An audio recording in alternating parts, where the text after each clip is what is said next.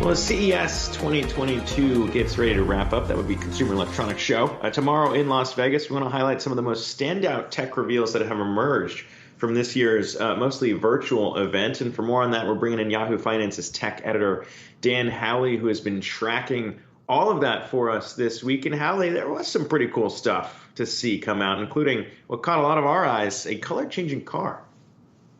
Yeah, so one of the bigger kind of, I guess, displays at CES, despite the fact that it's largely virtual this year, was this new BMW color-changing car. And one of the interesting aspects of it is that, as you could see, it's black, it's white, it's Michael Jackson's song.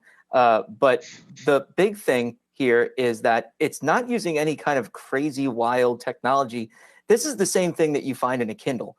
It basically uses e-ink displays to change the color back and forth from black and white. You can get black, white, and gray, and that's pretty much it. And, it's likely not going to be something that you'll be able to buy on your next BMW, but it is something that could be used, they say, to help with regulating color, temperature for cars. So if it's white, it can reflect light. If it's black, it can pull in light, and that can help heat or cool the vehicle depending on where it is in the country. So really interesting kind of use of e-ink there. But again, it is e-ink. It's the same thing in a Kindle. The other thing that we want to talk about as far as autonomy goes, and usually when we use that, we talk about cars, but this has to do with a John Deere tractor.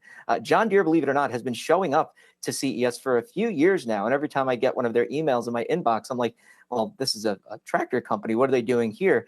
But this year, they're debuting their fully autonomous capable tractor. Now, it's not a tractor in and of itself that's fully autonomous. It's actually an add-on, two different boxes that are equipped to existing John Deere tractors that can then allow it to basically do the job that someone on a farm would have to do in the tractor on its own. It does that with an Nvidia GPU powering it, and then it can just drive around tilling the field or whatnot. I am not a farmer. I've grown up in the suburbs and live in the city, so I have no idea what tractors do. But it seems like it's pretty cool to be able to do that. And then outside of that, we just had a slew of chip announcements from various companies, and those include the likes of Nvidia, AMD, and Intel. And let's start off with Intel. Basically, one of the things that they announced was their new 12th generation mobile chips. And when they did that, they said that they're using a new architecture. Now, they do use the same style architecture as the desktop chips. Basically, what that means is there's a power core and an efficiency core that when the power core is on, you're playing games, you're making content, things of that nature. When the efficiency core comes on, that means you're basically browsing the web and doing things that don't require too much power to save on battery life. And then outside of that, we had AMD. They came out with their own kind of mobile chip. It's another version of the Ryzen 6000 line. This is basically their laptop version of the chip, saying that it's their most powerful and more efficient than last year's. Both companies are basically going head to head to see who can be the laptop champion. Obviously, AMD is ahead as far as the nanometer size. That's kind of how many transistors they can pack into a chip, though that really doesn't tell you everything about a processor and as far as how capable it is, but it is a good indicator. So AMD and Intel there. Also, just want to point out, Intel fired a shot across Apple's bow there when they compared their new chip to Apple's M1 chips, basically saying that they're better. And then finally, we had Nvidia. They showed off what they call their BF GPU.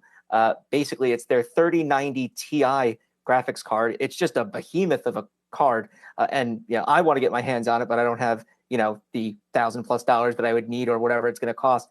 In addition to that, they showed up with a bunch of new technologies for autonomous driving and announcements about who's using their autonomous technology. So overall, really interesting stuff out of the car sector for these companies, as well as from the chip sector, and then I guess the farming sector.